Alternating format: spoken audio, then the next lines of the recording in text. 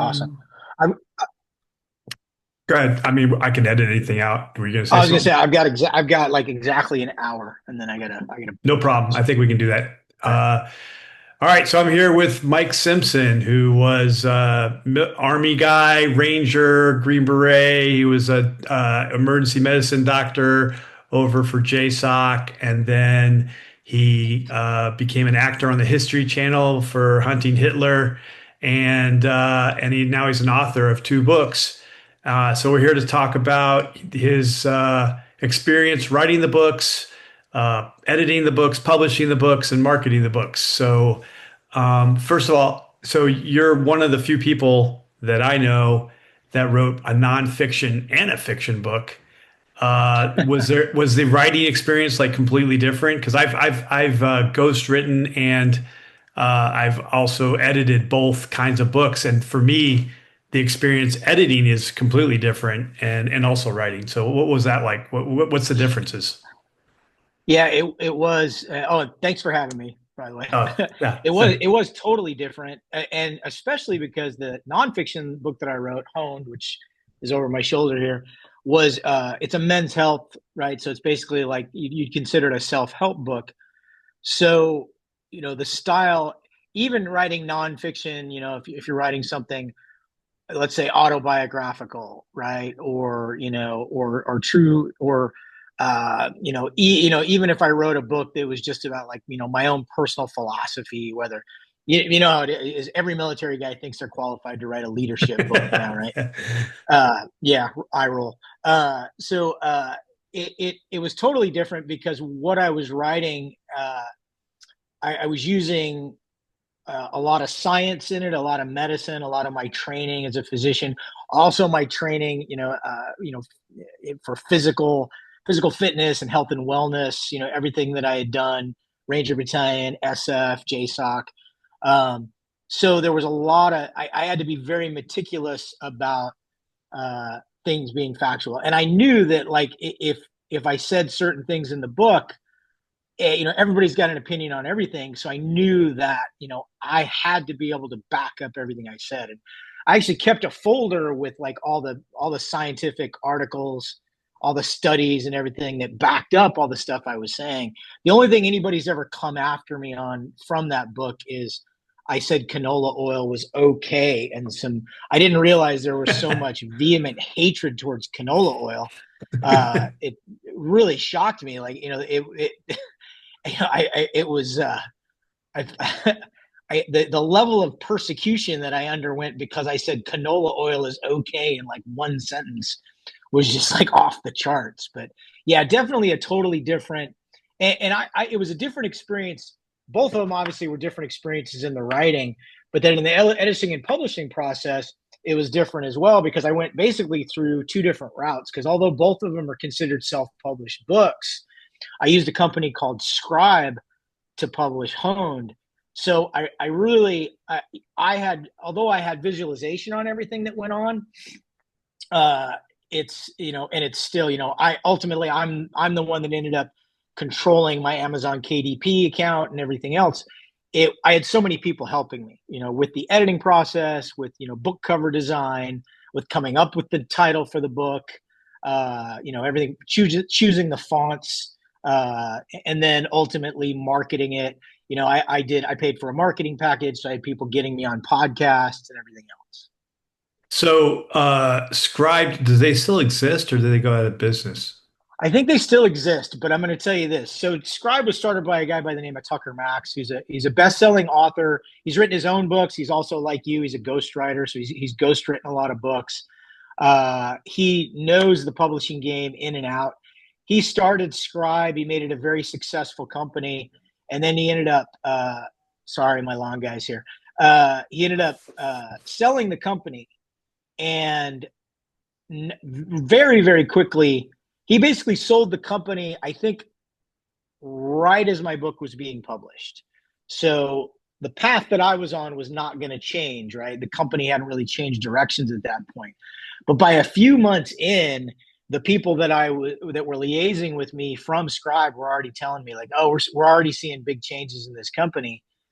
And it got to the point that a number of people who were previously involved with Scribe, by 6 months later, were telling me, if don't even, if you're going to publish another book, don't even consider doing it with Scribe.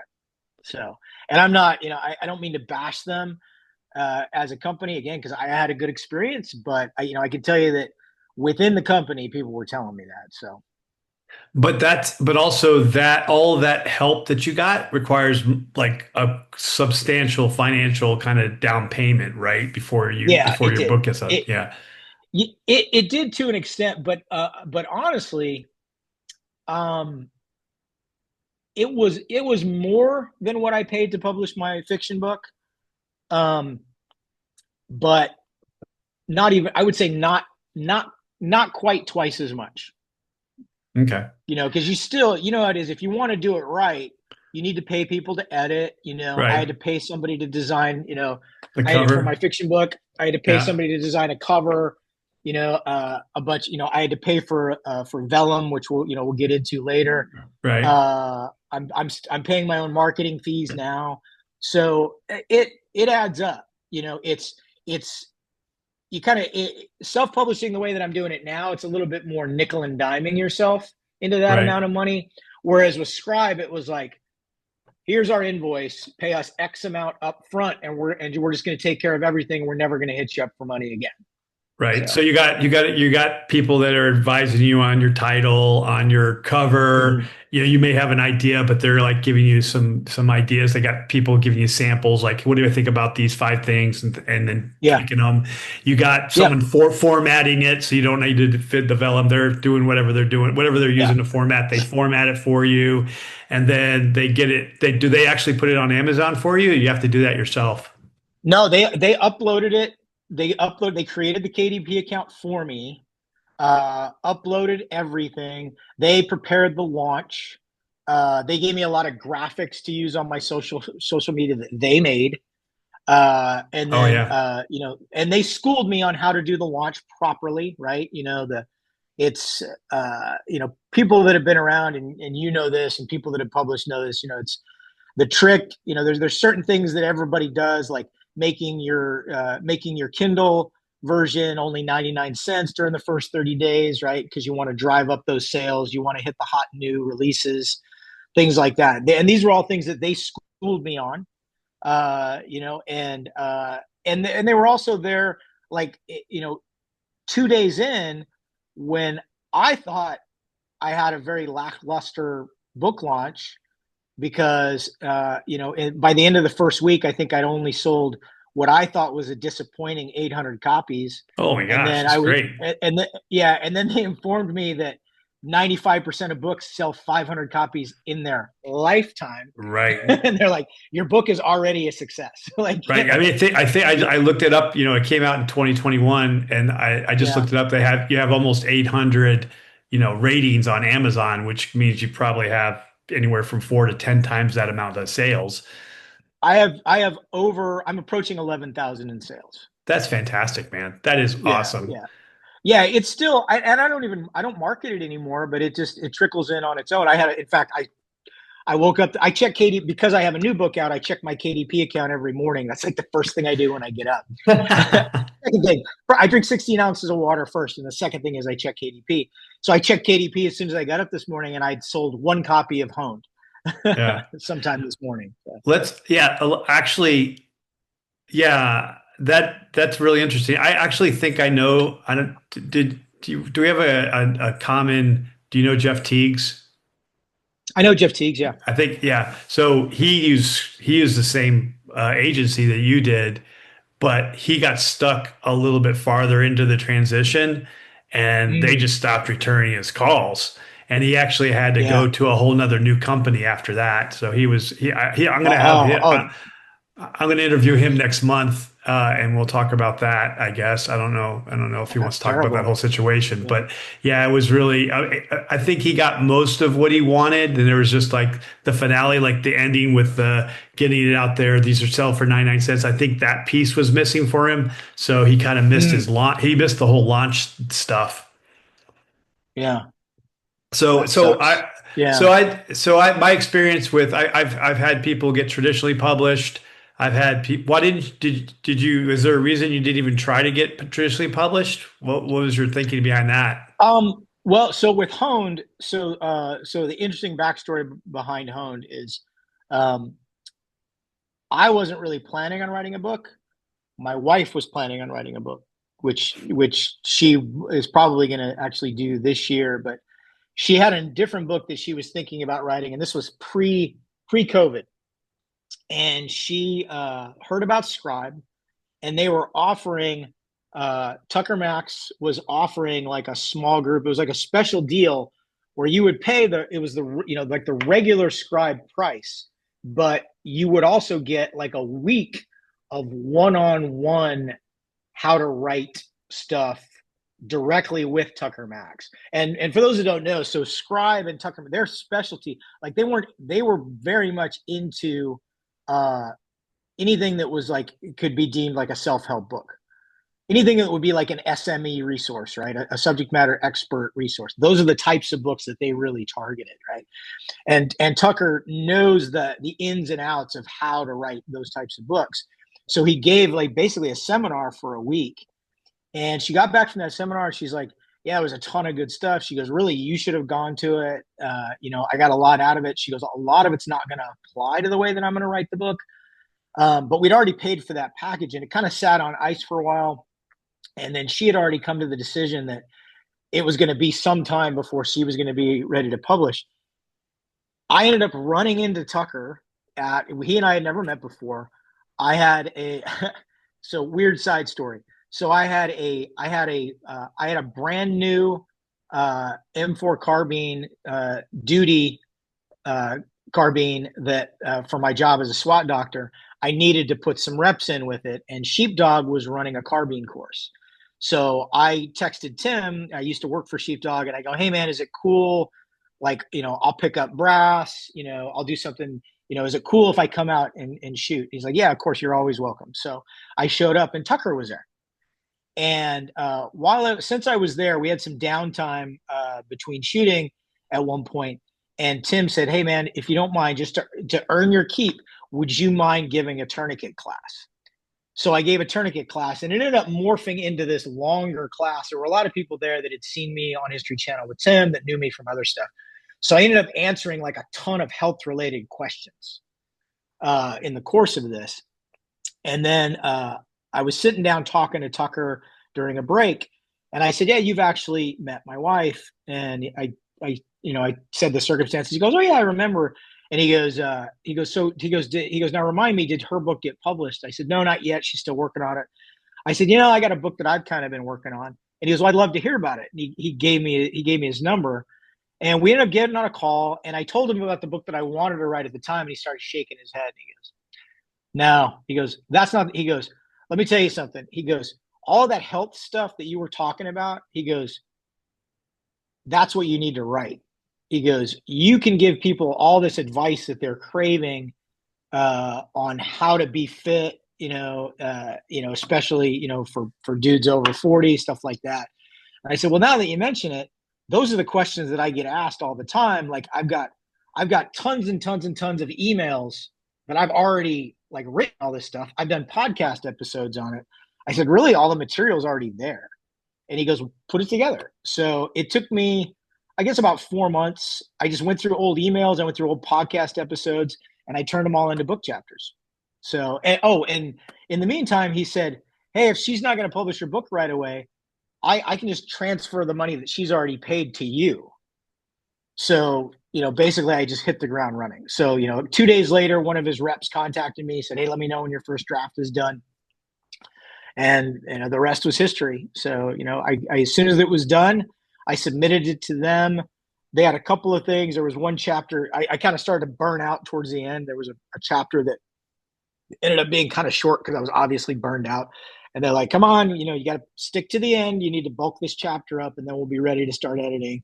And I did, and then they did everything else for me.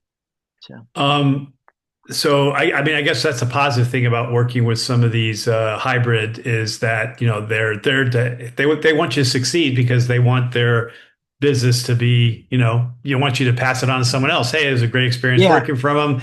Yeah. it may have cost me a little bit of money up front, but it worked out in the end. You talked about a marketing package, but I assume the marketing package, like after the first couple weeks or something, was over. So what did you do to market it after that first initial marketing package? What did the marketing package include? Was it just to get you on podcasts, and did it help you with social media, or what was that? What did that look like? Yeah, the social media posting, cross posting got me on a lot of the podcast exposure was the big thing.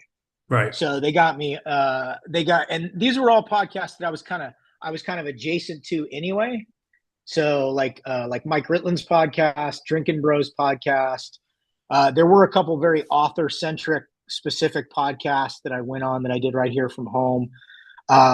There is one podcast that's specifically Scribe had a very, I don't know if they owned the podcast, but they had a very close relationship with it. Basically was made to showcase new authors and books when it came out. I was on that podcast. And then a lot of social media posting. I think they did some Amazon ads for me early on.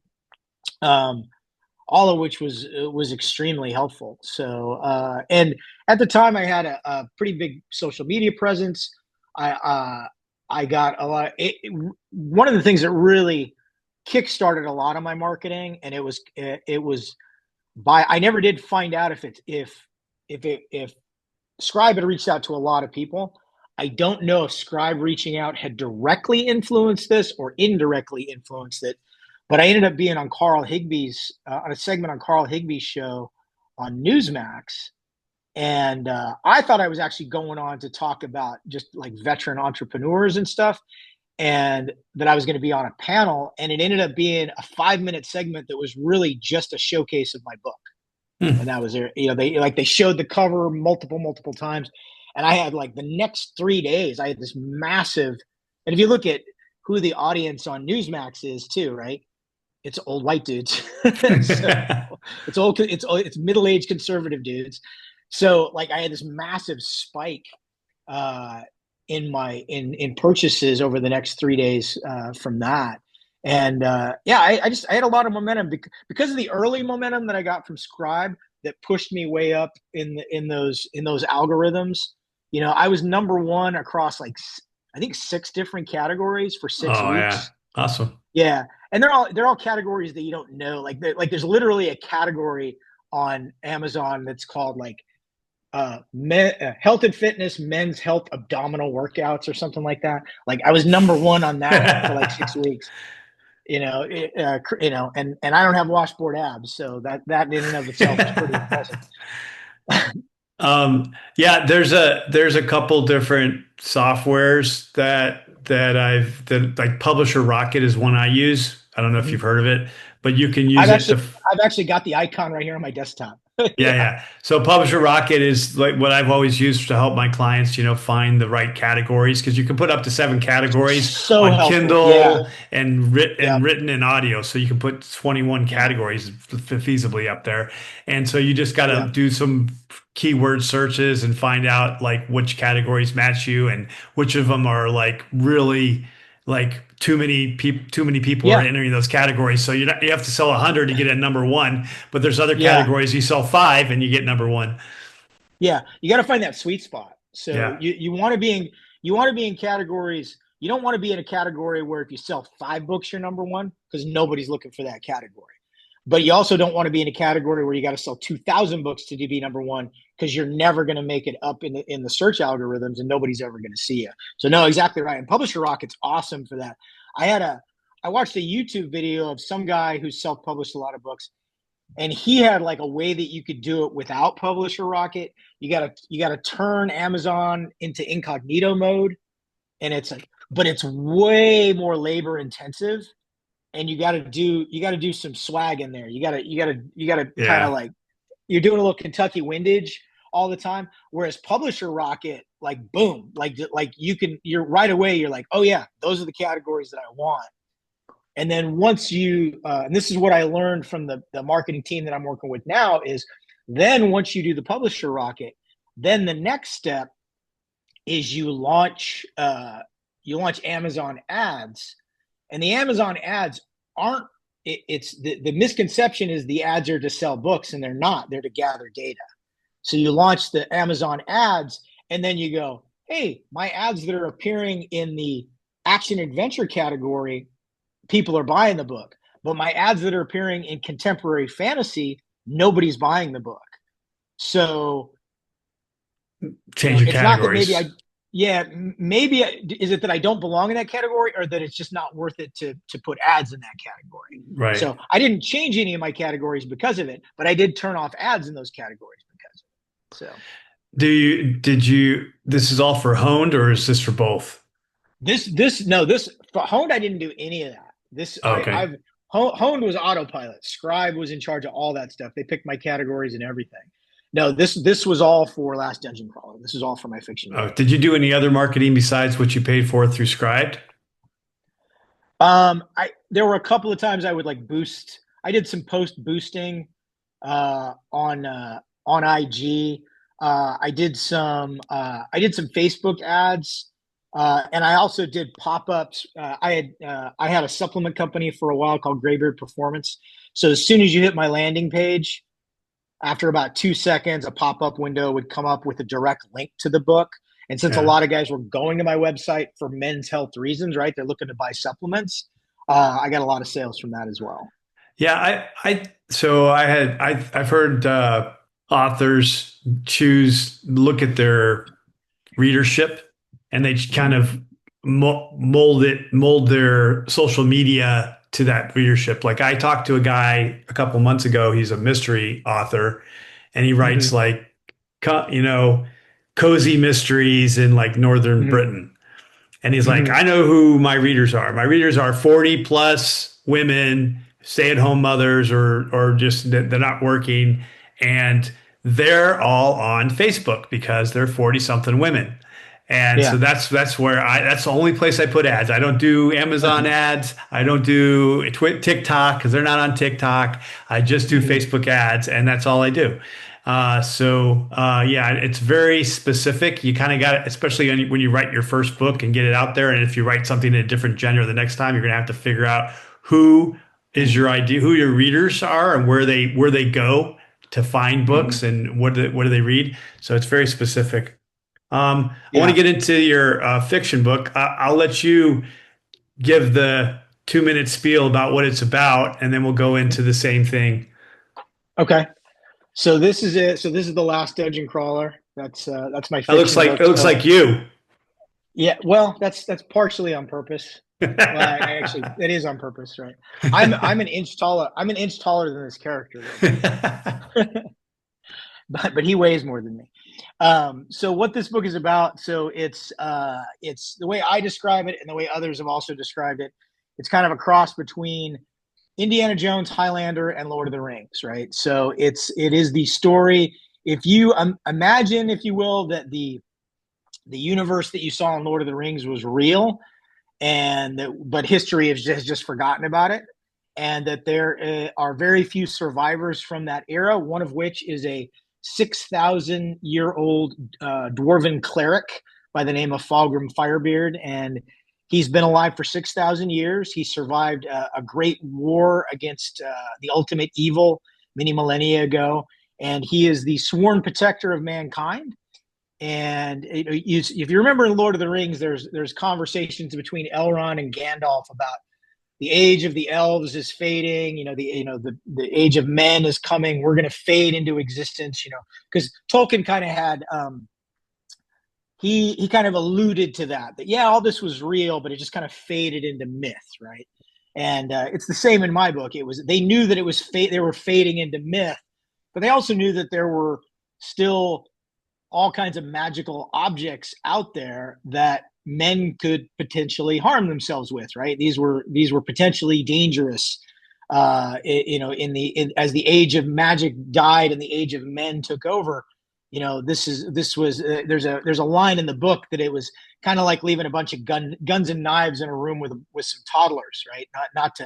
Not to insult the race of man, but that's basically what it amounts to. So Fulgrim's job is to basically be like the janitor who goes around and cleans all this up. And he's been at it for 6,000 years, finding magical objects, finding spell books, finding tomes, scrolls, and destroying them so that no one can use them to do evil or to harm themselves. So that's what he's been doing all along. He's been living among us, posing under various guises throughout the centuries. Most recently, as a professor of history and archaeology at NYU, where he's known as an expert in ancient relics. But really, his side job, of course, is to collect up these relics, make duplicates of them, and destroy the originals because they're magic and they can potentially harm people. So, what ends up happening through the course of the book is an ancient evil that he thought had been destroyed. There's rumors of it resurfacing again, so he has to put a team together. He has to track down his MacGuffin, which is an artifact that's going to help him find this evil. And so a Dungeons and Dragons style adventure ensues. Okay. And then so unlike the nonfiction book where you had a team and they probably had a checklist, it's like first, let's write it. Okay, I got it. Here it is. Next, let's review it, edit it, big picture editing, and then line editing and copy editing, and then let's format, let's get the cover, and then let's figure out how we're going to market and release it. But now you're going to do that all yourself. So, what was your process? You first was I your first editor, or I can't remember. You were my first Okay. editor, and I was what, 2/3 of the way through, I think, when we first started talking. Yeah, about 2/3 of the way through.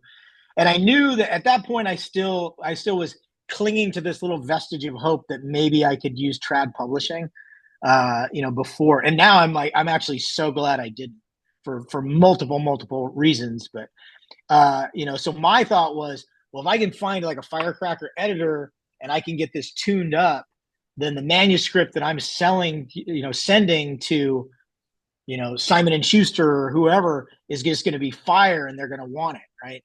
So I reached out. You and I were, even though we've known each other for years, we'd fallen out of contact. But Mike Nesbitt, I think, was the one who told me where to find you. So I tracked you down and did my first edits with you, which was extremely helpful because I was writing way too much, and I'm putting a lot of unnecessary stuff in there, and I didn't really understand the basics of setting up scenes and chapters, and you guys were instrumental with helping me with that. And then once I was able to do that, it really tightened up my writing, tightened up my story. I finished it. And then it was just a matter of finding somebody to do line and copy edits. And I found a guy named Brian Niemeyer he's voracious in how fast he goes through. Basically, he's everything's a month for him. Like, you give him a project, you give it to me on the 1st of the month, we're Zoom calling on the 30th of the month, and we're done, and we're going to go through it. And that's his plan, like every time. And he understands the genre. He's got a good eye for it. So he was really good about tweaking little small things, helping with just simple things like sentence structure and avoiding things like point of view hopping in a scene, Right. which I had a tendency to do.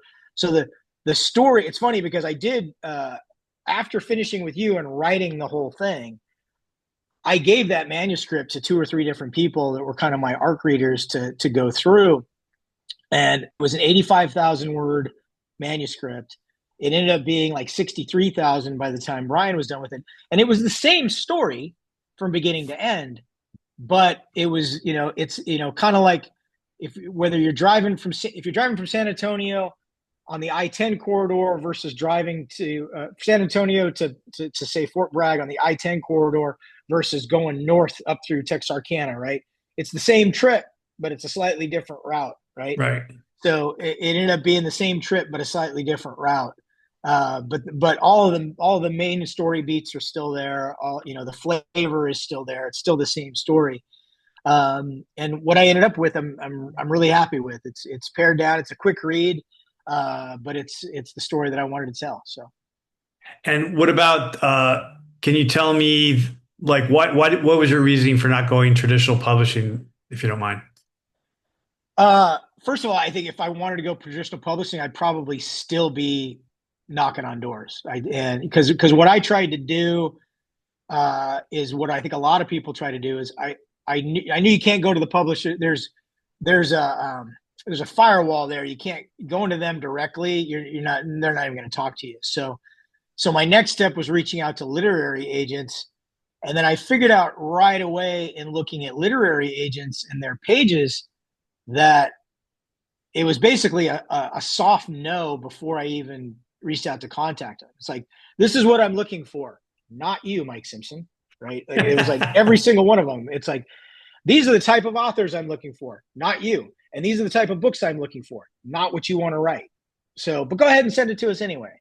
So Yeah. I ended up sending it. I think I sent it to like 20. I got around 12 rejections. The other 8 never even bothered to send me a rejection.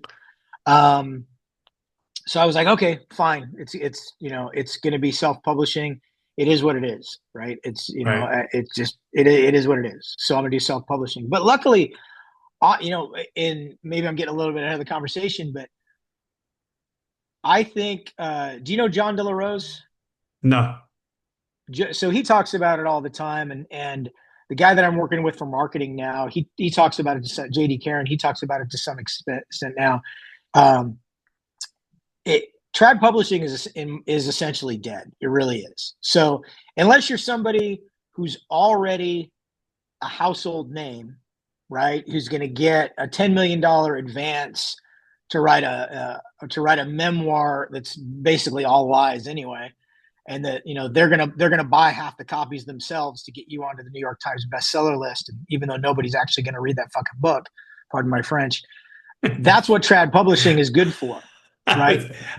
Hold on. So I don't disagree with a lot of what you're saying, except that, the one I helped Scott write, which he didn't buy a million copies to make it a New York Times bestseller, was a New York Right. Times bestseller. It was. That was a Yeah. legit. Yeah. Yeah, and okay, And- but why? So nobody knows who you are. Nobody knows who Scott is, right? But right. that was about something that was wall to wall news coverage that Right. people Right. wanted to know about, right? Right. Right. That Right. was a story that people wanted to hear. So that was a legit. But here's the thing: if we pulled up the New York Times bestseller list right now What about Tim and looked Kennedy's at, book? Tim Kennedy's was a bestseller. I don't think he bought a million copies, did he? he didn't personally do it, but I don't know. I've never talked to Tim about it, so I don't Oh, know. I oh, don't okay. know. I'm pretty But sure. I'm you pretty know, sure it was like he had a pretty good following. I think it. I think he just yeah, he. he's got like I think he has like 2 million social media followers or something So, like so that. I agree with 85% of what you said, but I think there's some Right. legit stuff out there, and I know that there's Sure. some fantasy books that still get bought. I don't know who's buying them, Yeah. but they get bought and they get contracts. Like, but the reality is most people aren't getting $100,000, $500,000 advances, Yeah. for fiction books. Most Right. fiction, I think the average advance for a fiction book is like 5 or 10,000. If it's Yeah. if you write something like the next J.R. Tolkien, then they may give you something more because they want your next 3 books as well. Yeah. But the nonfiction current events, like the book on Butler, the Hmm. assassination attempt on Trump just came out. That went straight up Hmm. the nonfiction Yeah. bestseller list, and And it, she's not super well known either. But it was current yeah. events. It was on the anniversary of the Trump Right. assassination, so those things still sell. But Right. memoirs, unless you're famous, like I had a guy like Schwarzkopf, back in the 90s after Hmm. Desert Storm hit bestseller list, the Hmm. day it was published, right? But I had a guy Yeah. that was the 82nd commander, his last name was General Johnson. He was the 82nd commander during Just Cause and Desert Storm, 3-star. Yeah. He's what so he wasn't Yeah. Schwarzkopf, and he wrote his book, his memoir 20 years later. And so I just told him like up front, man, hey, no one's buying memoirs from people, who did whatever they did 20 years ago. Yeah. You'll sell a couple copies, maybe if you put it for sale on the 82nd Museum, Right. with all the Yeah. other books up there. But it's not going to be what you think it is because it's history. You're telling a history. You're not No. telling current events. So If I walked up to a 30-year-old on the street right now and asked him what Just Cause and Desert Shield were, Yeah. he would say, "Are those video games?" I don't know. Like, Even in the military, they might know what Desert Storm is, but they probably won't don't remember Just Cause or Urgent yeah. Fury for sure. I bet, Uh, but you remember it every time it rains because I bet both of your legs still hurt. that's true. Um, Because you got. I mean, we don't have to get into it, but you got pretty fucked up, didn't you? yeah, I did. I did. Yeah. So yeah, but no one remembers, so it doesn't matter. Yeah, I remember. I Yeah, know. We're the last, I remember. I we're the remember last Just dungeon Cause. crawlers. We're the last dungeon Yeah, crawlers. yeah. I watched Just Cause on the news with tears coming down my cheeks because I wasn't because Right, my right, boys were right. there. I wasn't there. So Were you in the Ranger Battalion at the time? no, I was in 20th group. Oh yeah, I yeah. was in 20th group. Yeah, and I I don't was want to get. home. I had gone to California on vacation to visit my parents, and we were actually playing Trivial Pursuit or Scrabble or something upstairs. And my sister came running upstairs, and she goes, "Turn on the news." And I turned it on, and it was Ranger battalions had jumped into Panama. And I was like, "I'm going to need everybody to leave the room, please." And I sat there and watched it from the news for 3 hours, just crying. Yeah, And and I called. there was guys in Ranger School that were coming back for because they got like 2 weeks off, and they jumped Yeah, in. They yeah, got there, they came back, went back to Ranger School with a CIB, that's awesome. and finished up Ranger School. So that was pretty funny. But Yeah, yeah, there was some yeah, people yeah. that were like they were like some in professional development school, and they broke out and like were AWOL while they went to war, Yeah. and things like Well, that. there was so I was in class 886 of in Ranger School. And at the time, there was two times in my first 4 years in, I know we're getting way off track here, that we thought we were going into Libya, and that was one of those times. And the RI even came out and he goes, "Well, boys, it looks like this is going to happen," and blah blah blah. And everybody's and as soon as they dismissed the formation, without saying a word, all of the regiment guys walked over to the head shed. We didn't like plan it or anything. We just ended up grouping up and all walking over there. And the RI walks out and goes, "What's going on?" And we're like, "We want to quit." And he's like, "Whoa, whoa, whoa. Hold on, hold on. I may have overstated things a little bit." Uh, well, I He's got you like, beat. I got you beat a little bit because when I was in Ranger School, I went in '89. So the Berlin Wall came down, yeah, yeah. and the Khomeini died, and the Mm-hmm. pallbearers dropped him on the way to the cemetery. I remember, And yeah. so we're getting at Ranger School. You're just a mushroom. It's whatever someone's telling, whatever baloney they're telling you, right? And so they're Right. like, "Hey, the Cold War's over. They tore the Berlin Wall down." And we're like, "Shut up. We're not believing your baloney anymore," you know. And then there's, some really historical events are happening while we're in Ranger School, and we're not believing it until we get out. The whole world changed Yeah, pretty much overnight. It's like 9/11. yeah. I mean, I guess they stopped Ranger School for a day during 9/11. They would have had to, right? Probably, they had yeah. to tell them, yeah. All Now right, they did. so go ahead. Okay. No, now we're gonna get too far down the rabbit hole on war stories. Yeah. I was gonna try to outdo you, but we'll keep going. We can so you got a couple editors. So just I want to talk about like different editors real quick. So developmental editor, Mhm. which is what I did for you, Uh-huh. is basically big picture. I'm usually an expert in the genre, though I actually Mhm. do multiple genres.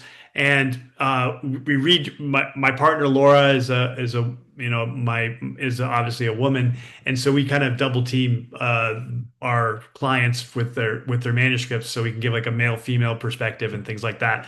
But basically, we look at your whole book and we're like, okay, here's your plot. These are some problem areas that aren't necessarily lining up. So here's some suggestions Mhm. on how to fix it. Here's some subplots you have going on. These are where they're not lining up. Here's a character Mhm. arc that we think you're trying to hit on, and this is how you might be able to strengthen it. And then here's some like things that weren't really tied up totally. So maybe you want to look at these too. And that's kind of our feedback. We give you a report, and then you Mhm. go to town rewriting it, and we give you a couple options, like you can rewrite it yourself, we can help you rewrite it, or you can rewrite it, send it back to us, we can look at it again, and we do all that stuff. Then you got the line and copy editor. They don't always work, and it's not always the same guy, but if you get the same guy, Hmm. it's great. And he basically looks at your phraseology, your word choice. Hmm. He looked at head hopping. Usually we do head hopping too, and I think we identified some of that for you too, but you Yeah, you probably did. Yeah. yeah. And then really he does a really good proofreading of the whole thing too for you before you guys publish. So what did you do for formatting? A lot of people don't think about formatting, but Yeah. especially for Kindle, you got to do something to get it into Kindle and to make it look nice so that, on the bottom, it's like, hey, your 20% is finished and you'll be finished this Yeah. chapter in 3 minutes. And that takes Right. usually some special software. And then you got to load up a PDF version into Right. Amazon to get them to start, Hmm. making the print ones. So what did you do for Yeah. formatting? I did Vellum. I did the Vellum app, which I love, man. It's user friendly.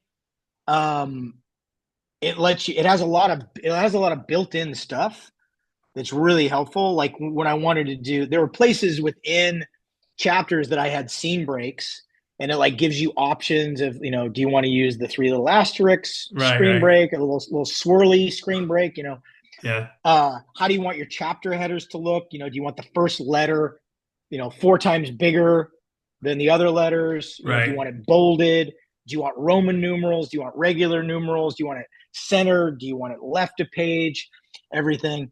Yeah, there are a lot of So options in Vellum. Vellum's only for Mac though. So yeah, anyone who's not working with a Mac, you may have to use something called Atticus, which you can use yeah, on Mac or Windows. yeah, Some people use Adobe, which is really specific and help, but it's such a big learning curve that most people don't want to deal with it.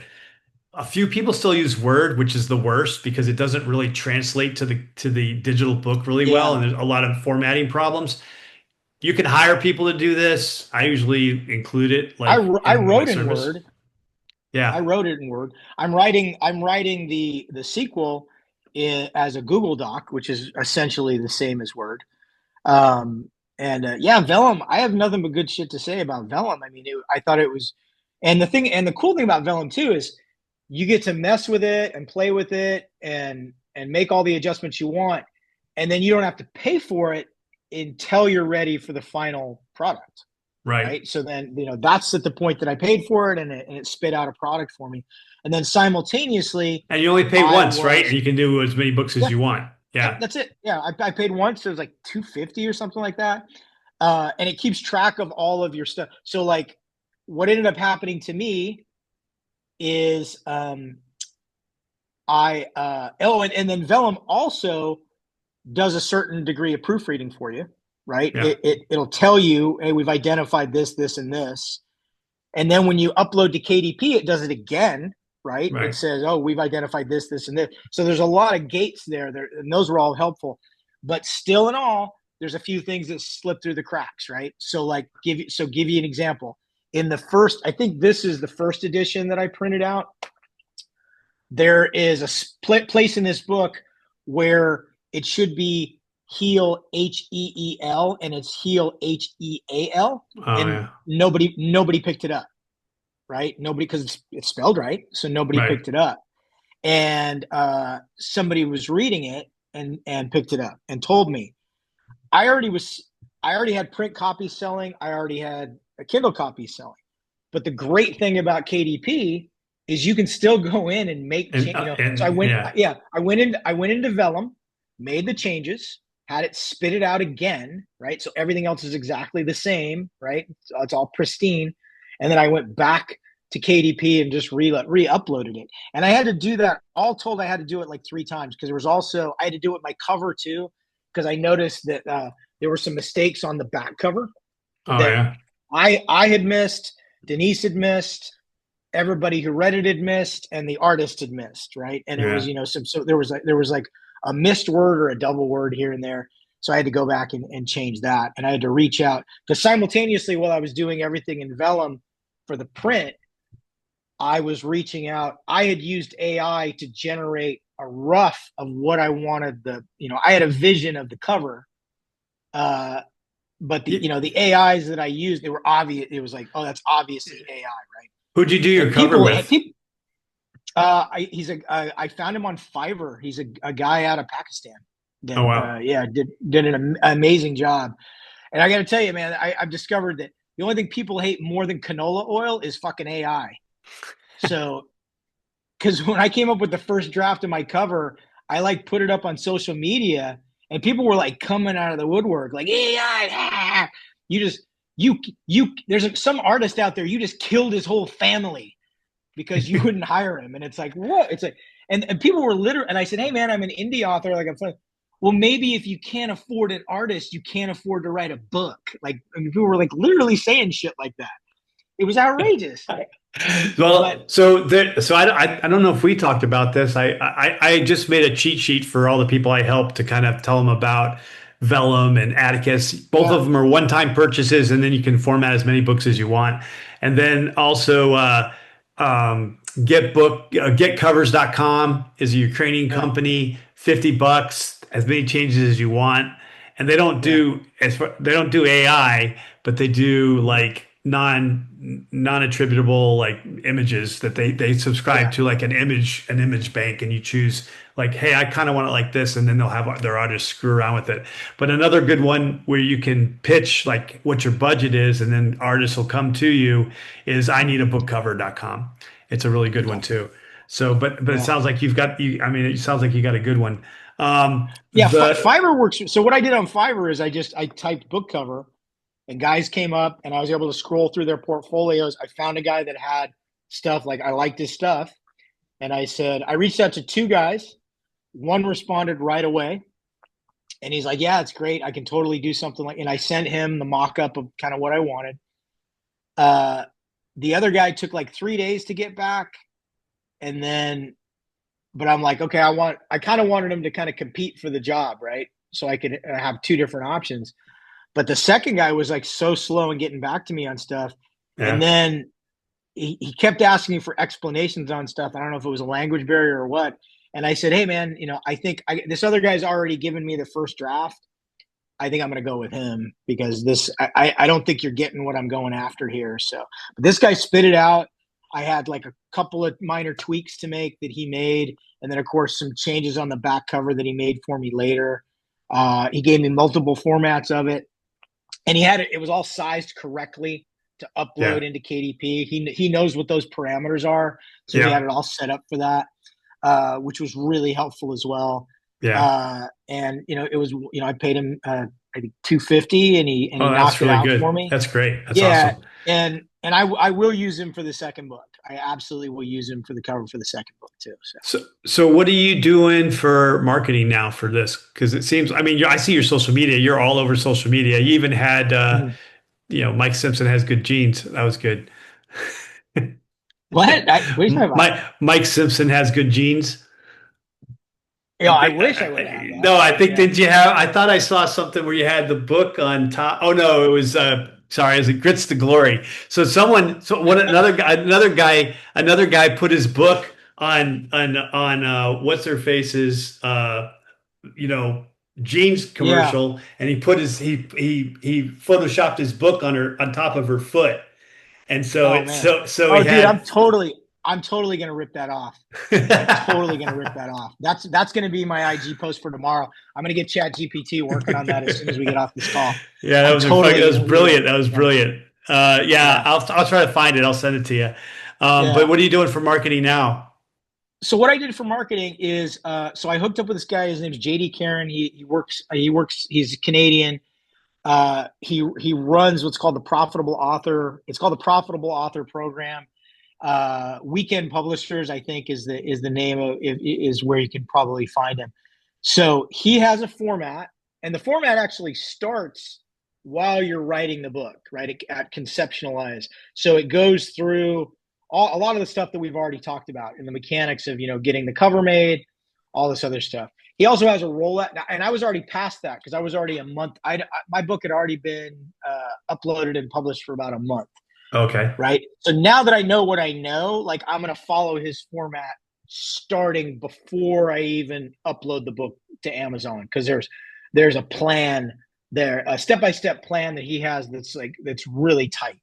Is So this what a I do, class or do you sign up for his mentoring and he mentors you through it? yeah, so it's mentoring and it's self-paced. It's all videos and stuff. But we have 2 days a week that he calls business hours. That's really convenient because you log in and either he or his partner Julie is on the call, other authors are on the call, and it's not you get plenty of one-on-one with them, but you also get input from all these other authors, right? So like you put your, hey, this is what I'm thinking about for an ad design. Everybody weighs in on it. Like, oh, this is what I see. This is what jumps out to me. Yeah. So yeah, it's really collaborative, which I love the atmosphere. You really feel like you're part of a community. We have a Facebook group that reflects it. There's about 100 people in it. We all post questions. We post our wins up there What and does it everything like cost? that. Do you know? Uh, how much did I pay? I'd have to look up my invoice Okay. on what I paid him. It was affordable. I mean, I'd are we say talking that. Yeah, thousands of dollars or like, couple thousand. Yeah, it yeah, a was a couple couple thousand? thousand, right? Okay. Yeah, but basically, I am in a business relationship with them for an entire year. Right. Oh, okay. So yeah. So I And get you're basically a getting year of skills and money. knowledge that you can apply to your next book without even hiring them, basically, if you don't want to. Totally, Yeah. totally. Although I'm probably actually am just Yeah. because it just works so well, the group and everything. But there's guys in there, there's guys in the group that are on their second, third book. And one thing that I learned, because this book is going to be a trilogy, and I would, for anybody out here who's thinking about doing this, don't expect to make money on, especially on, I did make money on my nonfiction book, right? Don't If you're writing a fiction book, don't expect to make money on it. Number one, people don't like standalone books anymore. That's what I found out. Everybody's looking for a series to read. Okay, so that's going to hurt you if you're writing a standalone book. Um, I think of my first book not as a product, but as a business card. This is my way to get the word out. So books 2 and 3 will already have a following, right? And I actually found out because because of him, I've been learning about Author Central. Uh, that KDP, part of KDP that nobody really uses is what's called Author Central, and you can find out. I didn't even know I've got like 700 people following me as an author on Amazon, and I didn't even know that. Right. Right. So that means there's 700 people who, if I put out a new book, they're going to get an alert. Right. Right. So this is all good information to have. But so what to get down to the nuts and bolts of the answer to your question is, what I'm doing mostly for marketing now. My concentration is Facebook ads, but there was a process to get there, and the process involved uh, the process involved. It basically boils down to the things that you need for marketing are a cover that people want to click on. Then when they get to the page, the first two things they look on is, are there reviews? Has anybody else read it? Right. So you want to have a certain number of reviews. And then that's whether you're using ARC readers, whether you're reaching out to I have done promotions with like Book Barbarian and stuff like that, where they push it out to a bunch of people who then hopefully are going to come back and write reviews. Right. Editorial reviews through like Literary Titan. I worked with them, and also Reader's Favorite. I worked with them, right? So I've got good editorial reviews, not just consumer reviews. And then the blurb.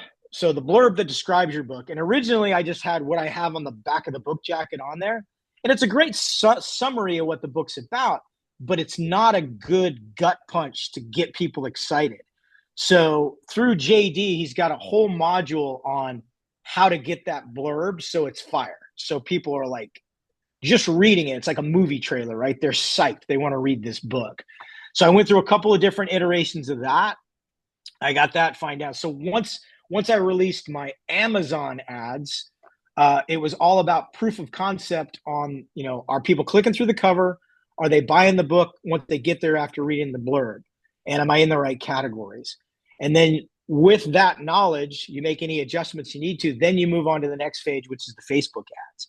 And he talks you through how to make the graphics, exactly what you want for those graphics, and how you want them to look, copy and pasting your blurb over, how to track the data, how to do things like the specific Amazon links for every Facebook ad, so you know which one is selling books and which one isn't selling books, things of that nature.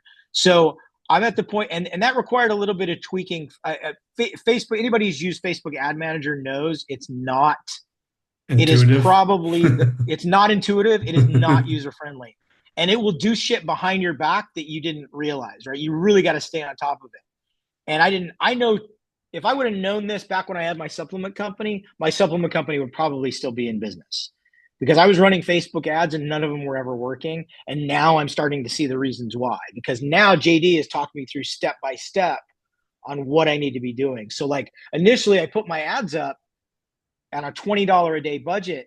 They spent 77 cents and then stopped. And I couldn't Yeah. figure out why. And I had to go through line by line. I finally figured out it was this one little glitch that Facebook had assumed that I meant something that I didn't mean, and I had to change it. It had to do with my audience, right? But now my ads are taken off. I got the last 3 days, I've gotten at least 10 book sales a day.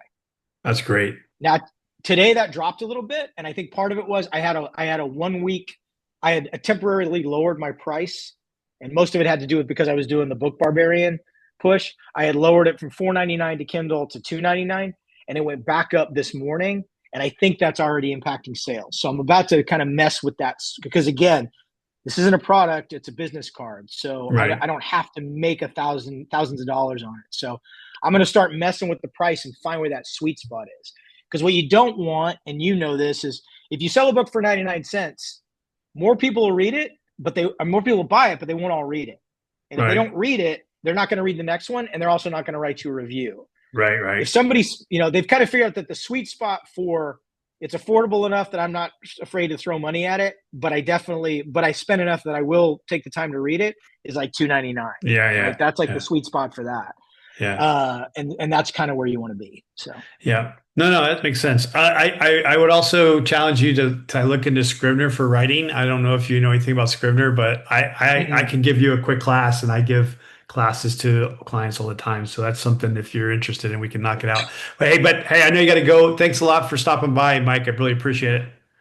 yeah, man, thanks for having me. I hope everybody's watching. Go to Amazon, buy the book, and then Yeah, read it, and then come back and write me a review. Give me some constructive criticism. I just started chapter 2 of Tears of the Dragon, the sequel, today. So that's awesome, man. And I can't wait to read it because I'm going to edit it, right? yeah, I'm All gonna do the right. same approach as last time. I want you to take a look at it. I'm gonna have Brian take a look because Brian was we ended up having a really good working relationship as far as scene deconstruction and everything like that. Yeah. So, and he's Okay. a lot less busy. He's less busy than you. Well, yeah, maybe. I don't know. We'll see. All right. I'll talk to you later, man. All right, brother. Take care. Thanks.